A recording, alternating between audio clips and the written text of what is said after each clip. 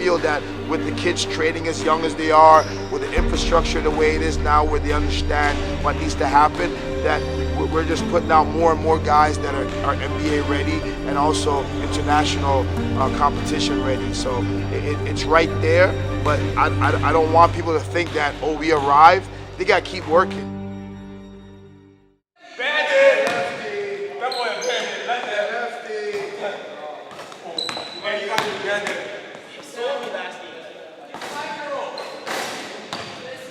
One of the guys said on his local club team, this kid named Elijah Fisher played on that team. So I said, does he have some size? He said, yes. I said, okay, bring him. Whoever he is, just bring the kid. And then when he got there, as the games were going on, I was kind of noticing that this kid kind of stood out a little bit because he was going coast to coast, he was getting rebounds, he was stronger than everybody else. He had like 30 points and like 15 rebounds, again, in grade 5. I was looking across the court to see who he was looking at and who was talking to him. Then I saw his father. Then after I went and spoke to his father, and then he was kind of like, hey, I was waiting for you to find you. I was trying to find you so you could guide my son because I think he has something special. And then we started off from there.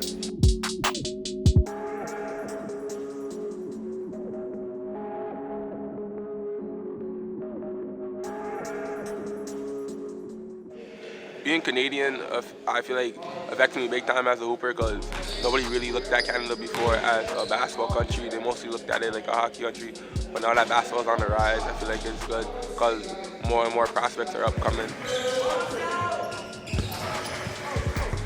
I feel like I'm just following the footsteps as others that already guided the way through, like Steve Nash, RJ Barrett, Jamal Murray, and more.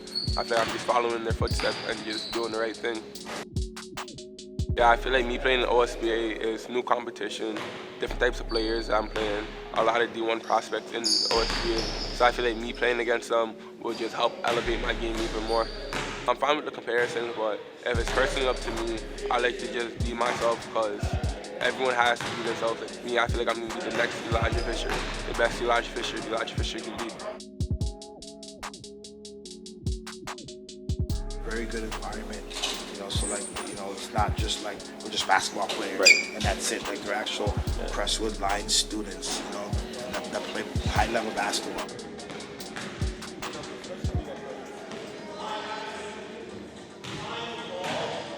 See, they're rock stars. I've gone to tournaments in the States in the summers, and Aaliyah wasn't there, and kids were asking about the girl with the yellow hair, the girl from Canada, and so on and so forth. I've been to Cheyenne, and I walk past kids, and they're whispering like, that's Cheyenne, and stuff like that. So they've definitely revolutionized the game. They've made basketball cool.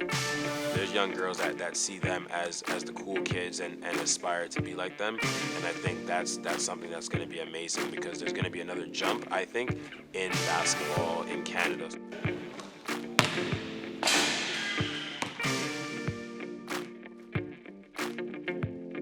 I think definitely with Team Canada, we've really raised the bar of getting women's basketball known worldwide and in Canada, especially because in Canada we don't have access to a lot of the WNBA games or the NCAA games.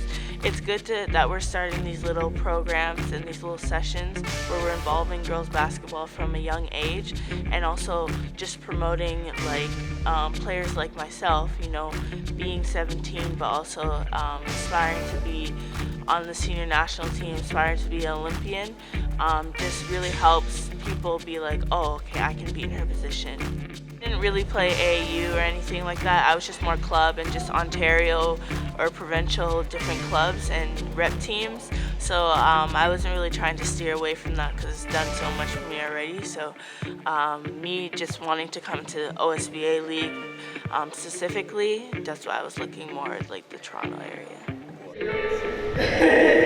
I want to say that I am committed to the University of Connecticut.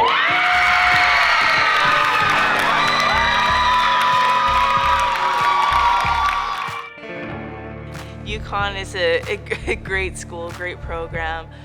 Definitely me just being there in that atmosphere, I just loved it. The support staff, academic advisors are great, and especially Coach Gino and the coaching staff, they're just really great people. They're very humbling and they're very honest people. So I know that on the court, they're really going to push me to the best potential that I can.